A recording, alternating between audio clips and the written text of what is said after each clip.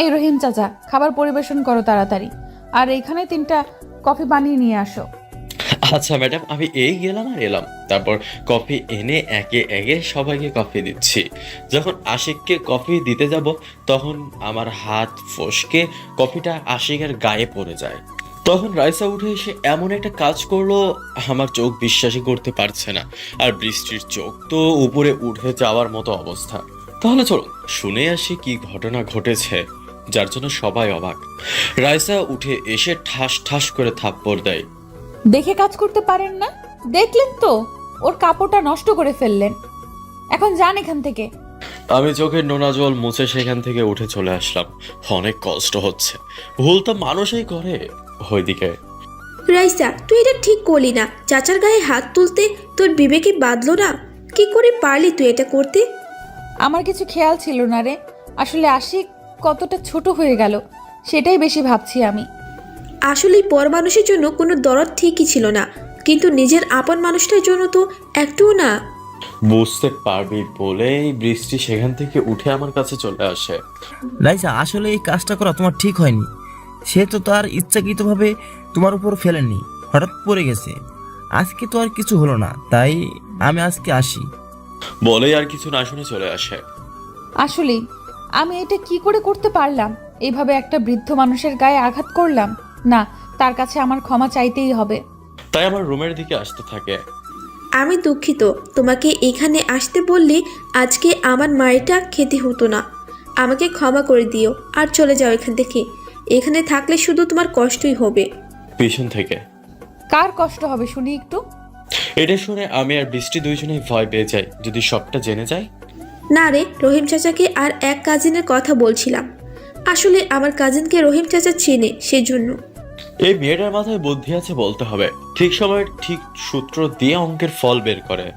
ও আচ্ছা, বৃষ্টি তুই সর, আমি রহিম চাচার সাথে কিছু কথা আছে, একটু সাইডে আয়। তখন বৃষ্টি সাইডে যায়। আমি চিন্তায় আছি কি করবে, যে কাছে আসতে হবে তখনই। রহিম চাচা, আমাকে ক্ষমা করে দিন। আসলে তখন আমার মাথা ঠিক ছিল না। আপনার গায়ে হাত উঠানো আমার ঠিক হয় নাই। আমি সত্যি অনুতপ্ত এই বিষয়টার জন্য। ম্যাডাম, এমনটা বলবেন না। আমারই ভুল ছিল, আমার উচিত ছিল সাবধানে কাজ করা। আপনি তো আমার ভুল ধরিয়ে দিয়েছেন, এতে আপনার কোনো ভুল নেই। আসলে আশিক বৃষ্টিকে পছন্দ করে, তাই এখানে এসেছিল বিয়ের কথা বলতে। আর আপনার ওই কাজ দেখে আমার রাগ উঠে যায়। এইটা শুনে আমি খুব খুশি হলাম, কারণ আমি যা ভেবেছিলাম ঠিক তা না। আচ্ছা ঠিক আছে, আর বৃষ্টি মামনির সাথে তা খুব ভানাবে। হুম, কিন্তু আপনার এই ভুলের জন্য আশিক আমাকে কথা শুনিয়ে চলে গেছে। আমি আপনাদের কাছে ক্ষমা চাচ্ছি, আমার জন্য আপনাদের অনেক বড় ক্ষতি হয়ে গেল। দয়া করে আমাকে ক্ষমা করে দিবেন। এভাবে আরো অনেক কথা হলো। একদিন সকালে বাসায় চিল্লাচিল্লির শব্দ শুনে আমি ভিতরে আসি। ভিতরে এসে দেখি কাজের মেয়েটা মেঝেতে পড়ে আছে। এই জরিনা, তোর কি হলো? এমন করে পড়ে গেলি কেন? কিন্তু জরিনার কোনো কথা নেই, নিস্তব্ধ দেহ নিয়ে মাটির সাথে পিষে আছে। ঝাঁকুনি দিচ্ছে শুধু। বাসার সবাই চিন্তিত হয়ে পড়লো। আমার আর বুঝতে বাকি রইল না জরিনার কি হয়েছে। তাই রাইসা ম্যাডাম, আপনি আপনার পায়ের জুতা খুলে জরিনার নাকে ধরেন।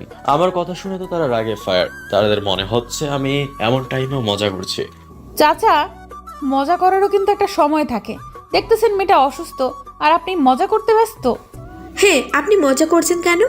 আরে আপনারা আমাকে ভুল বুঝতেছেন, আমি আপনাদের সাথে মজা কেন করব? আপনি জুতা শুকিয়ে দেখুন না কি হয়। আচ্ছা রাইসা, চাচা যখন বলতেছে একটু জুতা শুকিয়ে দেখ, তো কি হয়? আচ্ছা ঠিক আছে, তবে যদি খারাপ কিছু হয় তাহলে চাচার কিন্তু খবর আছে। তারপর জরিনার নাকে জুতা শোকাতে জরিনার আস্তে আস্তে ঝাঁকুনি ঠিক হয়ে যায়। তারপর কিছুক্ষণ পর স্বাভাবিক হয়ে যায়। হ্যাঁ রে, আমি একজন ডাক্তার হয়ে যেটা পারলাম না, আর চাচা সেটা করে দিল। আপনাকে অনেক অনেক ধন্যবাদ চাচা। তবে এইটা জানলেন কেমনে যে জুতা শুকালে এই রোগ ঠিক হয়? আসলে ধন্যবাদ ঠিক করবেন না, আমরা তো গ্রামের মানুষ। এই রোগটা হচ্ছে বিবি রোগ। এই রোগটা যখন হয় শুধু শরীরে ঝাঁকুনি দেয়, আর মানুষ পানির দিকে যেতে চায়। চামড়ার জুতা শুকালে ঠিক হয়ে যায়। যাক, আপনি জানতেন বলেই আজ জরিনার কোনো সমস্যা হলো না। এভাবে আরো কথা বলে যে যার কাজে চলে যায়। আমি আর বাগানে না গিয়ে রান্নাঘরে যেতে গেলে রাইসা আমাকে থামিয়ে বলে, আচ্ছা চাচা, আপনার কি ভালো কোনো পোশাক নেই? সেই প্রথম থেকেই দেখছি আপনি এই পুরাতন পুরনো পোশাক পরেন। আসলে ম্যাম, আমি তো আধুনিক না যে আমার কাছে নতুন পোশাক থাকবে। আমার কাছে এগুলোই ভালো মনে হয়। এইটা ঠিক বলেছেন, কিন্তু আপনার কথা বলার ধরনটা পুরাই আমার পাগলটার মতো।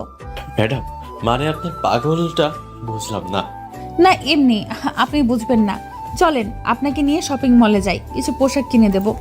তারপর রাইসা আমাকে আর বৃষ্টিকে শপিং মলে নিয়ে আসলো। এই মলটা অনেক বড়, এখানে সব নামি দামি মানুষরা শপিং করতে আসে। রাইসা আমার জন্য অনেকগুলো বৃদ্ধদের পোশাক কিনলো বৃষ্টির জন্য, এবং বাড়ির কাজের মানুষের জন্য অনেকগুলো কাপড় কিনলো। কিন্তু আমি অবাক হয়ে গেলাম, রাইসা কার জন্য আরো 6টা এক্সট্রা প্যাকেট কিনলো কাপড়ের। আমি এইসব ভাবছি, তখনই দেখছি আপু আর দুলা ভাই মলের ভেতরে ঢুকছে। এই যা, এখন কি হবে? আমাকে তারা চিনবে না এই অবস্থায়, কিন্তু রাইসাকে দেখে তারা সামনে গেল। আসসালামু আলাইকুম আপু, কেমন আছেন? ওয়ালাইকুম আসসালাম। আমি অনেক ভালো আছি। তুমি কেমন আছো? আমিও ভালো আছি। আপনারা হঠাৎ এখানে? আর বলিও না, এটা তোমার দুলাভাই। তারপর রাইসা আমাকে পরিচয় করিয়ে দিল। তা ডাক্তার ম্যাডাম, আপনি একা এখানে? আমার বাদর শালা বাবুটা কোথায়? দুলা ভাই আমাকে বাদর বলা? দাঁড়াও, তোমাকে দেখাবো মজা। এই বিপদ থেকে আগে বের হই। দুলা ভাই আপনার বাদর শালা তো গ্রামে থাকে, আর আমি এখানে একা থাকি। তারপর এইভাবে অনেক কথা বলার পরে সবাই রেস্টুরেন্টে গেল। আজকে আমি খাওয়াবো তোমাদের সবাইকে।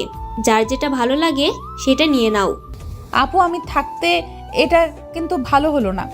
আর তুমি অন্যদিন পেট ভরে খাওয়াবা, তাহলে পরিশোধ হবে। বলে একটা হাসি দিল। এভাবে খাবারের পর্বটা শেষ করে যে যার বাসায় চলে আসলো। ইস, আপু আমাকে চিনতে পারে নাই, ভাবতেই কেমন যেন হাসি পাচ্ছে। এখন একটু হাসি, আপনারা কি বলেন?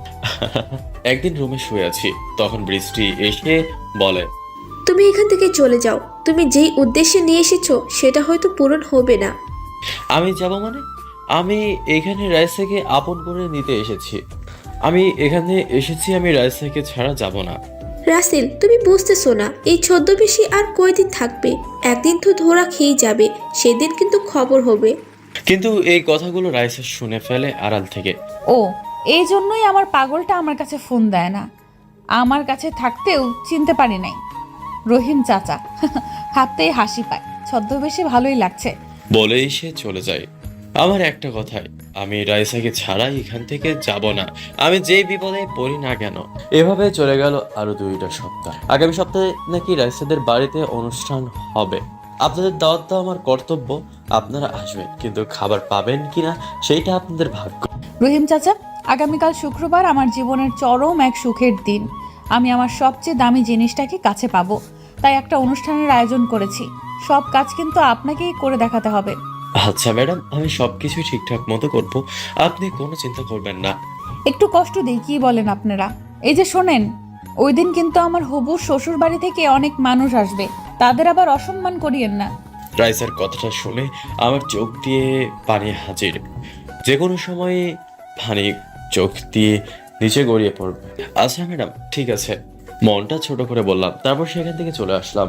আমি রাতে বিছানায় শুয়ে শুয়ে ভাবছি, কি যে হবে জানি না। রাইসা যে বলল তার হবু শ্বশুরের বাড়ি থেকে মানুষ আসবে, তাহলে কি রাইসা আমাকে ভুলে যাবে? আমি ওকে ছাড়া বাঁচতে পারবো না। ও কেন বোঝে না? আমি তো ওর কোনো চাওয়া পাওয়াতে কোনো বাধা দিইনি। আমার কি দোষ ছিল? এইসব কথা ভাবছি আর চোখের নোনা জল মুছছি। তখনই বাইরে থেকে কেউ একজন আমার রুমে ঢুকলো। আমি তাকিয়ে দেখে তো অবাক, রাইসা আমার রুমে এসেছে। রাইসা তো আগে কোনো দিনও আমার রুমে আসেনি, তাহলে আজকে কি মনে করে? কি ব্যাপার চাচা, আমাকে দেখে অবাক হলেন যে? আমি আসতে পারি না নাকি?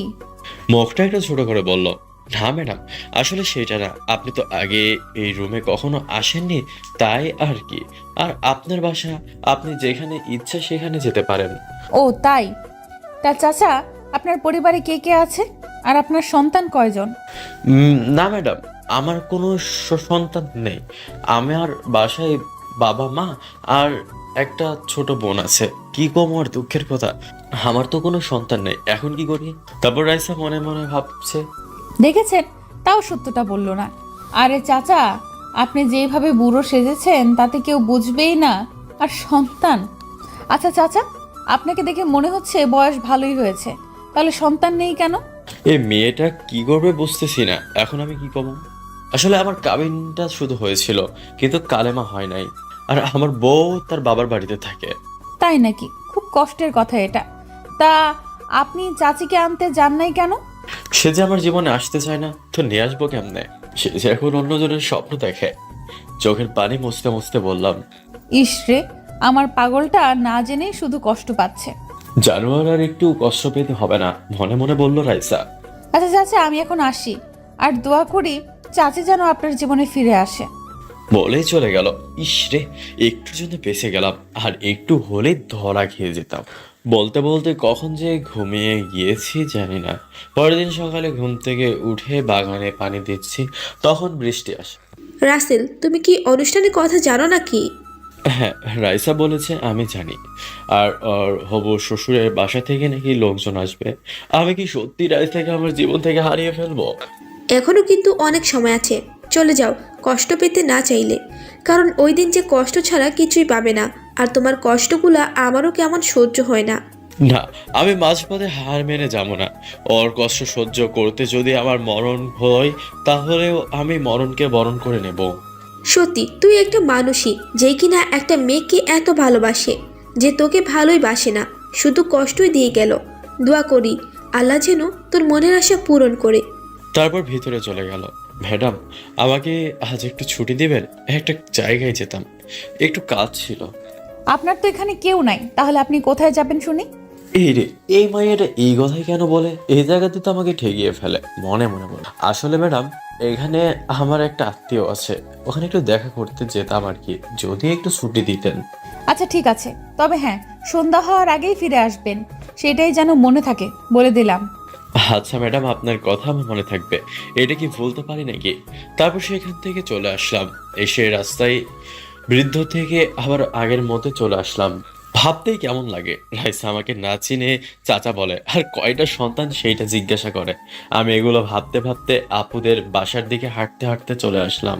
একটু দূরে আসতে দেখি আপুকে কয়েকটা ছেলে বিরক্ত করছে। আসলে আপু গাড়ি আর বডিগার্ড ছাড়া হয়তো কোথাও গিয়েছিল। আমি সেখান থেকে দ্রুত আপুর কাছে চলে আসলাম।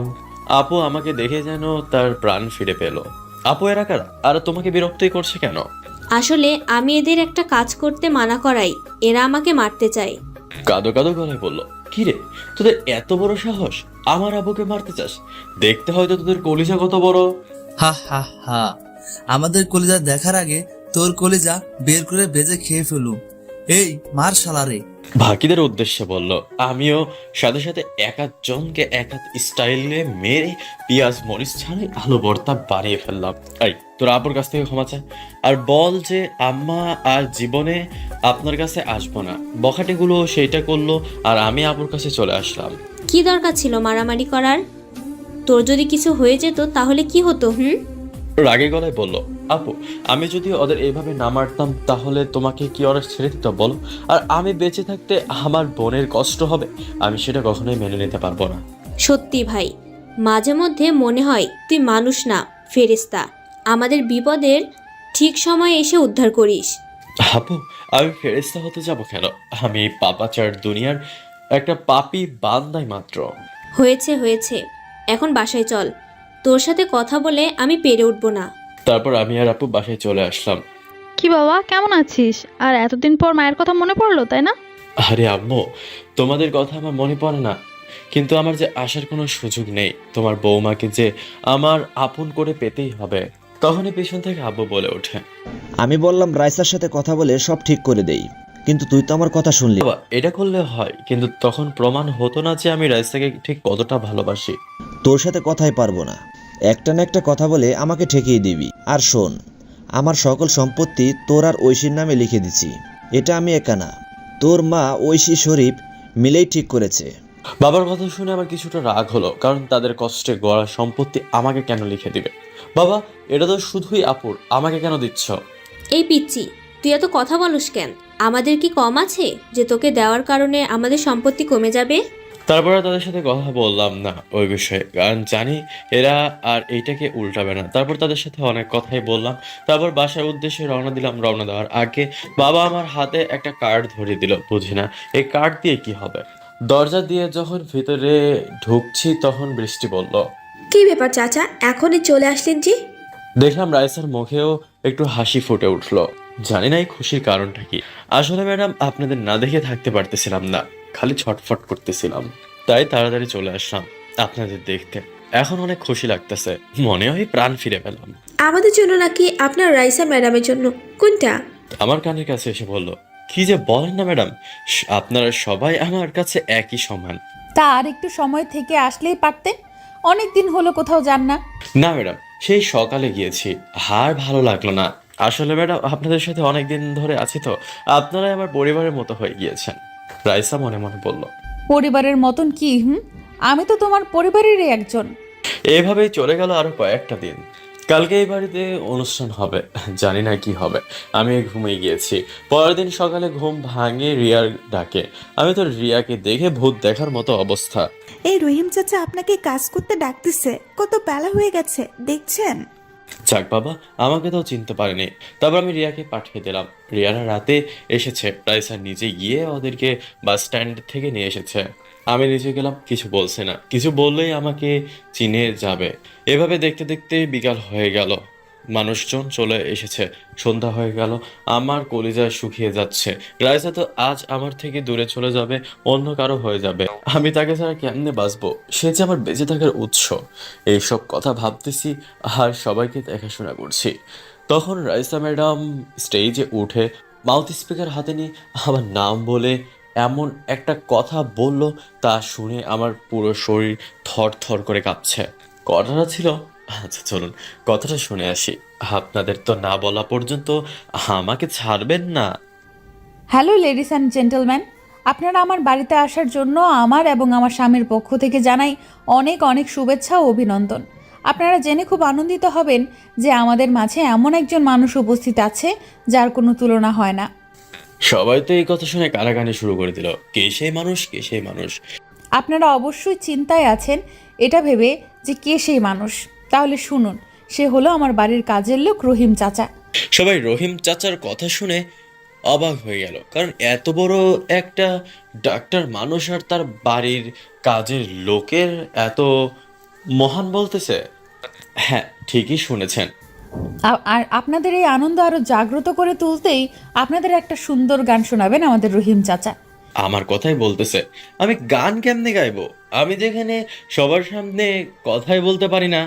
এই কথাটা শুনে সবার করতালি আমার কানে ভেসে আসলো। রাইসা স্টেজে যাওয়ার জন্য আমাকে অনুরোধ করছে।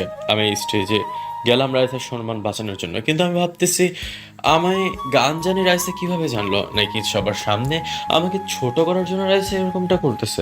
কি ব্যাপার চাচা, তাড়াতাড়ি গান শুরু করেন, সবাই অপেক্ষা করতেছে আপনার গান শোনার জন্য। আমি অনেক ভাবনা চিন্তার পর একটা পুরাতন গান ধরলাম, কারণ কথাই আছে ওল্ড ইজ গোল্ড।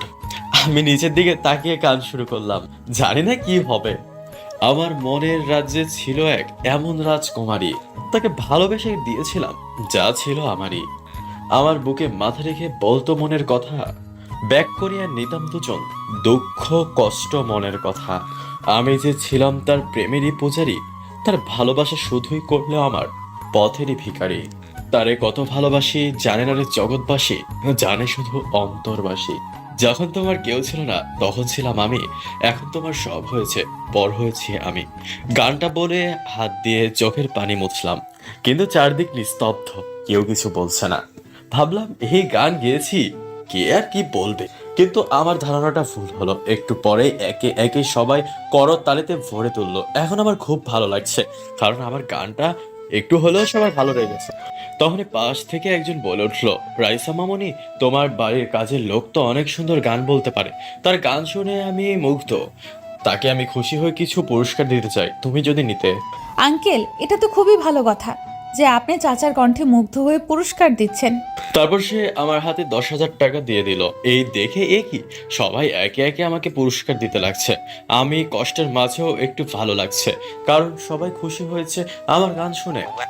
আপনারা তো এখন অনেক খুশি, কিন্তু আপনারা সবাই বলেছিলেন আমি বিবাহিত কিনা, কিন্তু আমি জবাবে কিছুই বলতাম না। আজকে আপনাদের বলবো আমি বিবাহিত। হ্যাঁ, ঠিকই শুনেছেন, আজ থেকে 7 বছর আগে ঠিক এই দিনেই আমার বিয়ে হয়। কিন্তু আমার কপাল ভালো কি মন্দ তা ঠিক বলতে পারবো না, তবে বিয়ে শুধু কাবিনটাই হয়েছিল, কালেমা হয়নি।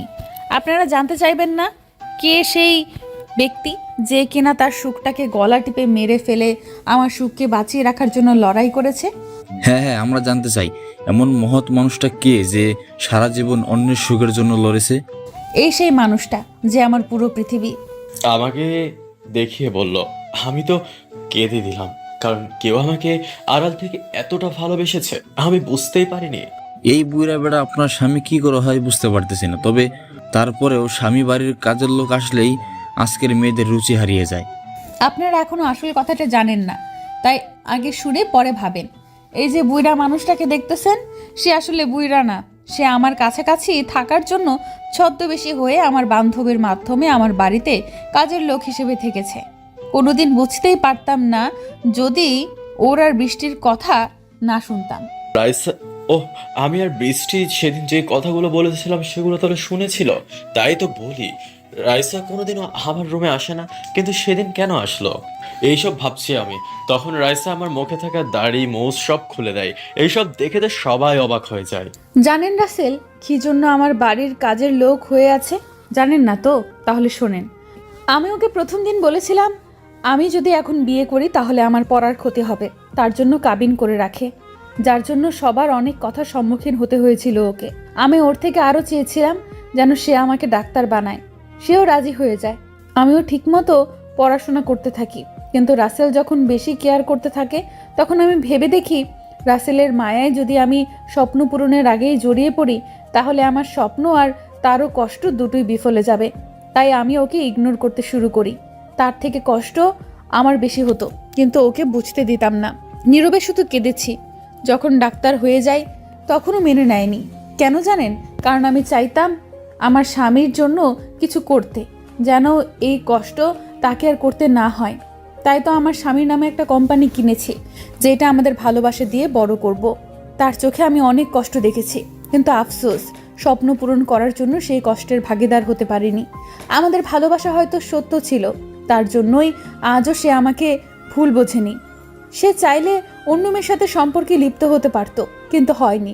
আমি একদিন রাসেলকে না বলে গ্রামে চলে যাই, আর বাড়ি গিয়ে জানতে পারি আপু অসুস্থ, তাই ও ঢাকায় আসবে। আমিও সবার সাথে প্ল্যান করে একই বাসে উঠি, আর আমি অপরিচিত হয়ে থেকে প্রশ্ন করেছি যে অন্য কাউকে ভালোবাসে নাকি, কিন্তু সে আমার কথা আমার কাছেই বলেছিল। সে জানতো না আমিই ছিলাম বাসের সেই মেয়েটি। এমনকি তার সকল আত্মীয়রাও এই সব কিছু করব তার প্ল্যান জানতো। শুধু রাসেল একাই অজানা ছিল। অনেক কষ্ট তাকে আমি দিয়েছি, হতে পারে তার কষ্টের কাছে আমার কষ্ট তুচ্ছ। আজ আমি ওকে আপন করে নিতে চাই, আগলে রাখতে চাই আমার পবিত্র ভালোবাসা দিয়ে। এইসব কথা বলে কেঁদে দেয়। মারে, তুই যেটা করেছিস সেটা হয়তো ভুল ছিল না। তুইও তো কম কষ্ট করিস নাই। জীবনে সুখী হওয়ার জন্য একটু কষ্ট করতেই হয়। হ্যাঁ রে মা, তোরা অনেক কষ্ট সহ্য করেছিস। তোদেরকে আবার আমি বিয়ে দেব, কারণ সেদিন তোদের বিয়েতে তো আমি ছিলাম না। তারপর দুই আব্বু হেসে দেয়। তারপর সবাই বলল যে আমাদের আবারও বিয়ে দিবে। সবার একই কথা, সবাই দাঁড়িয়ে। তারপর আমি বললাম না, আমি ডাক্তার ম্যাডামকে বিয়ে করব না। সে আমাকে কম কষ্ট দিয়েছে নাকি? তাকে অন্য ছেলের সাথে আমি দেখেছি, আমি অনেক কষ্ট পেয়েছি। আমার কথা শুনে তো সবাই অবাক হয়ে গেল, আর রাইসা তো কেঁদেই ফেললো। তুমি এমন কথা কেন বলতেছো? আমি তোমাকে ছাড়া বাঁচবো না। আর সেই ছেলেটা তো বৃষ্টির হবু বর, তোমাকে রাগান্বিত করার জন্য করেছি। আপু আপু সব জানতো। এই কথা বলে আপু দুলা ভাইয়ের পিছনে লুকিয়ে গেল। আপনাকে কি করে আমি ভালোবাসবো বলুন তো? আপনি কি আমাকে ভালোবাসেন এখন বলেছেন? এই কথাটা বলা মাত্র সবার মুখে হাসি ফুটলো, আর এদিকে রাইসা হাঁটু গেড়ে মাটিতে বসে। কি করে তোমাকে ভালোবাসার কথা বলবো সে ভাষা আমি জানি না, তবে এইভাবে বলতে পারি, আমাকে কি তোমার ওই মনে একটু জায়গা দেবে? করবে কি তোমার বাচ্চার আম্মু? দেবে কি তোমার একলা পথের সাথী হতে? দেবে কি ওই জ্যোৎস্না রাতে তোমার কোলে মাথা রেখে চাঁদ দেখার অংশীদার হতে? আই লাভ ইউ সোনা। Love you too. তোমার স্থান আমার পায় না আমার বুকে, বলে আমি ওকে আমার বুকে জড়িয়ে নিলাম। রাইসা অনেক খুশি, আর সাথে সবাইও অনেক খুশি। আমি রাইসার কপালে একটা চুমু এঁকে দিই। তখনই পিছন থেকে কেউ একজন বলে ওঠে। সবাই সেটা শুনে অনেক খুশি হয়, কেননা কথাটা বলেছিল বৃষ্টি। তাহলে চলুন কথাটা শুনে আসি। সবাই শুধু রাইসার বিয়ের কথাই চিন্তা করলো, আর আমার বিয়ের কথা একবারের জন্যই ভাবলো না। আরে বৃষ্টি, তোরও তো বিয়ে হবে আশিকের সাথে, তাহলে এমন বলছিস কেন? না, আমি আশিককে বিয়ে করতে যাব কেন? এইটা শুনে সবাই অবাক হয়ে যায়, আর রাইসা তো অনেক অবাক হয়। আশিক তোকে বিয়ে করতে রাজি, তাহলে তুই বিয়ে করবি না কেন? আর তুই কাউকে ভালোবাসিস নাকি? আমি রাসেলকে ভালোবাসি, আমি ওকে বিয়ে করতে চাই। এইটা শুনে চারিদিক নিস্তব্ধতা পালন করছে, কারণ সবাই একই কথা ভাবছে, এই মেয়ে পাগল টাগল হয়ে গেল নাকি। হে বৃষ্টি, তুই কি পাগল হয়ে গেছিস নাকি? কি বলছিস এসব? বাবা, আমি পাগল হই নাই, আর রাসেলও আমাকে ভালোবাসে, বিয়ে করার লোভ দেখেই আমাকে নিয়ে এসেছে। বৃষ্টি মা, আর বলতে হবে না। তুমি যার জন্য দায়ে পড়ে নাটক করতেছো সেই মানুষটাকে আমি নিয়ে এসেছি। সবাই অবাক, কেননা আব্বু আশিকের কলার ধরে টানতে টানতে নিয়ে আসছে। তখন সবাই বুঝতে পারলো যে বৃষ্টি কেমন এমনটা করেছে।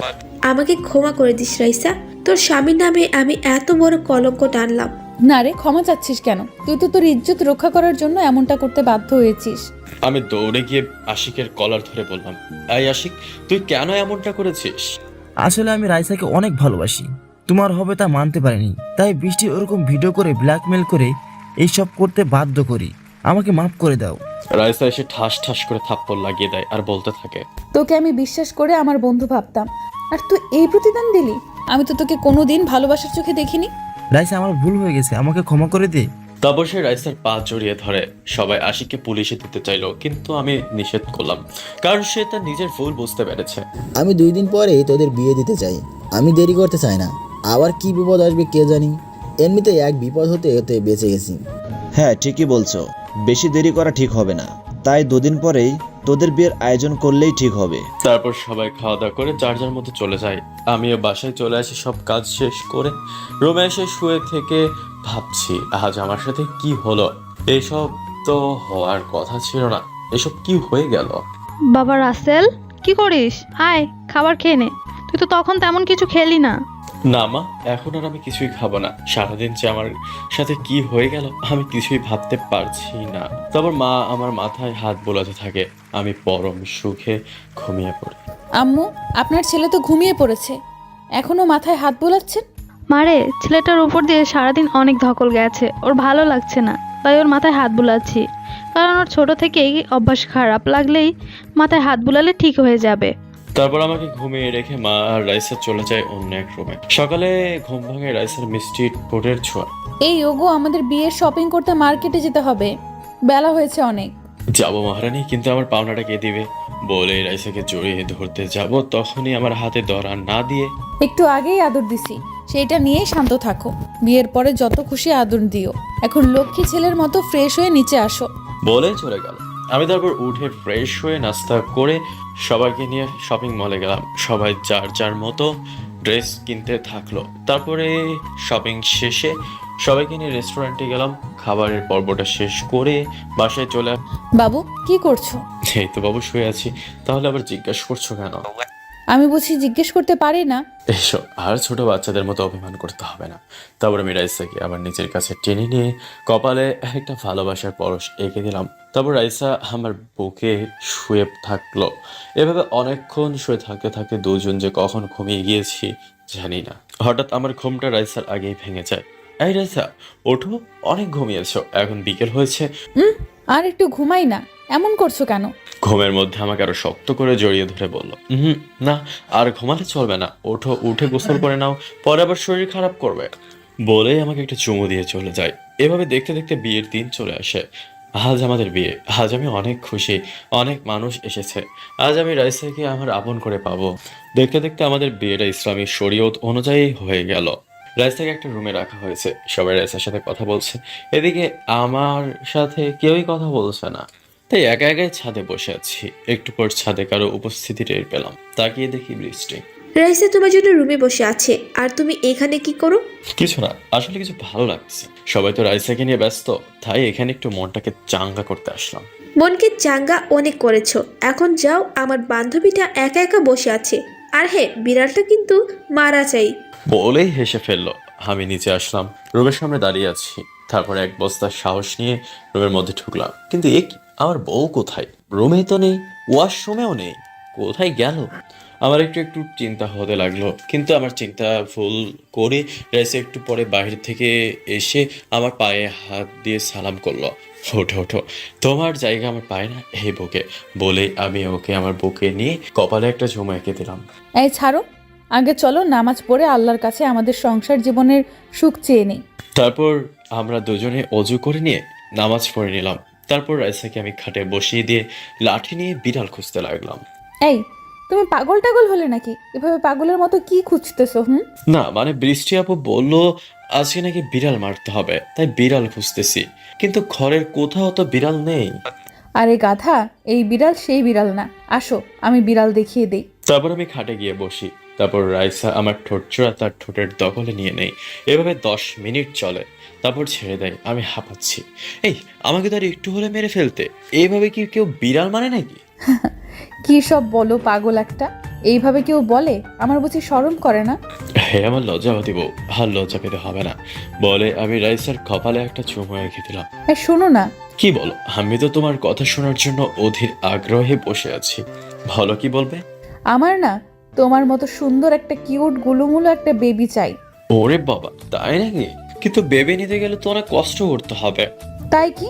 আমি বেবি নেওয়ার জন্য একটু কেন, যতটা কষ্ট করতে হয় ততটাই কষ্ট করব, তবু আমার বেবি চাই চাই। তাহলে চলো বাংলাদেশ টি-20 খেলা খেলা যাক। তারপর দুজনে শুরু করলাম হার না মানা খেলা। ভেসে গেলাম সুখের সাগরে। সুখের সাগরে ভাসতে ভাসতে সকাল হয়ে গেল। আমার আগে রাইসারই ঘুম ভেঙে গেল। রাতের কথা মনে পড়তেই রাইসা একটু মুচকি হাসলো, হেসে আমার কপালে একটা চুমু দিয়ে গোসল করতে চলে যায়। এদিকে একটু পর আমারও ঘুমটা ভেঙে যায়। ঘুম ভেঙে দেখি রাইসা আমার পাশে নেই। একটু পর লম্বা চুলগুলো ঝাড়তে ঝাড়তে আমার সামনে আসলো। কি মহারাজের ঘুম ভেঙেছে নাকি? কিছু বলছে না, শুধু দেখছি ওকে অনেক সুন্দর লাগছে থাকে। আমি ওকে টান দিয়ে বুকের মাঝে জড়িয়ে নিলাম, 4 ঠোঁট এক করে নিলাম। প্রায় 5 মিনিট পর ছেড়ে দিলাম। এই দুষ্টু ছাড়ো, রাতে এত আদর দিয়েও মন ভরে নাই তাই না? তোমাকে যত দেখি ততই প্রেমে পড়ে যায়। এত সুন্দর কেন তুমি? আমার বউয়ের নজর যেন কারো না লাগে। এভাবে চলতে থাকে ওদের দুষ্টু মিষ্টি ভালোবাসা।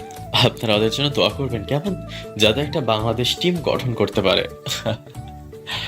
এই গল্পটা এখানেই রেখে দিলাম।